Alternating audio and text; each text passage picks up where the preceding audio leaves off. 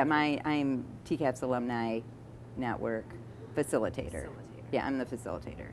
And I was hired by TCAPS through a grant that was offered by the EDC through the chamber to start this alumni network. And it was something that had been in the backs of people's minds for quite a while, and something with this huge, energetic population of folks that have gone through the district and graduated, gone on to do great things or stayed locally and done fantastic things to support our schools. We really needed a group that really was a place to work as a destination for those coming back, wanting to reconnect and get involved in some way. And so over the summer, it was an opportunity to offer to me by TCAPS, like I said, with the support from the Chamber EDC. Our goal is by June of 2013 to have reached out and connected with 10,000 alumni and friends of the district. And it's not strictly for those that have graduated from TCAPS.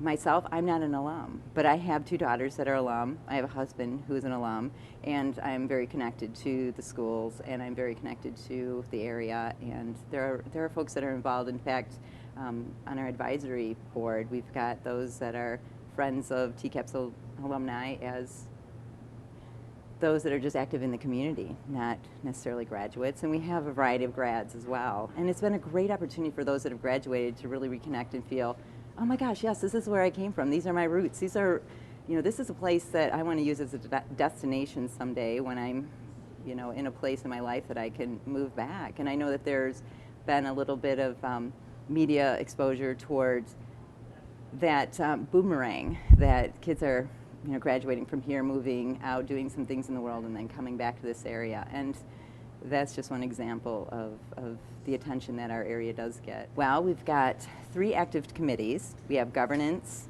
finance, and communications.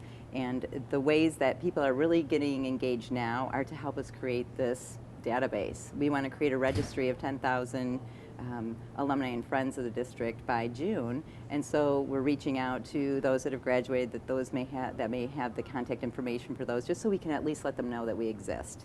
So that's our initial goal.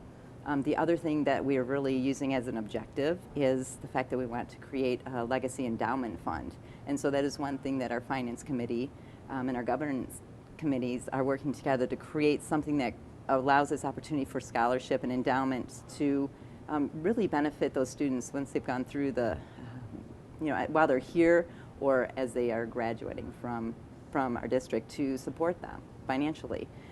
That's something that we're developing now.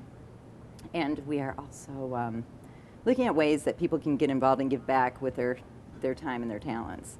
I know that everyone's got something that they can offer, and that's what's so hard to relay, is that whatever you've got to commit or give, we could use, and the students can benefit. And things from being a mentor or having business experience or some type of experience in life that you feel could be beneficial, bring it on. We have opportunities for those graduating classes of years, decades ago, to come back and visit the school. What we'd like to do is create an alumni base that could help them tour Central Grade, or bring them back to Central Senior High or West Senior High, to really get back to and feel the roots and say, oh my gosh, this was my locker, all those. There are those kinds of really simple ways to get engaged beyond being on a committee that is making big decisions about bylaws or endowment fund opportunities, or ways that we work out those details on a more business side of things. So it's there are lots of ways that we can get involved, and we have meetings the 3rd Monday of every month at the chamber, 5:15 to 7, and we are on time. We don't go late. That's really important. In fact, our December meeting, it was like 45 minutes long. We just know time is valuable, and we go through our objectives and we dismiss. So the 3rd Monday of the month, 5:15 at the chamber. The next meeting is January 21st, and then we also have a newsletter that goes out every month, the end of the month. This one is going out on January 25th. That has just some information. We've been highlighting profiles of grads, which has been great, and it's a great way to keep in touch. And the best way to get involved is to go to TCAPS website, tcaps.net, TCAPS.org/alumni. That'll take you to a page that has some information to get registered. But you can also go to the Facebook page, and there's daily information about what is happening and who's connecting. And for example, next week we are using the Traverse City Central, Traverse City West high school boys basketball game as a destination for alumni to come. And we have some cool things happening with that. So that's on the 17th at 7 o'clock at Traverse City Central High. And the Facebook page kind of explains little things that are happening, or if there's a family that's a TCAPS alumni family, or someone connected to TCAPS that has something going on, we kind of share that information in social media on Facebook, and that's Traverse City Area Public Schools alumni.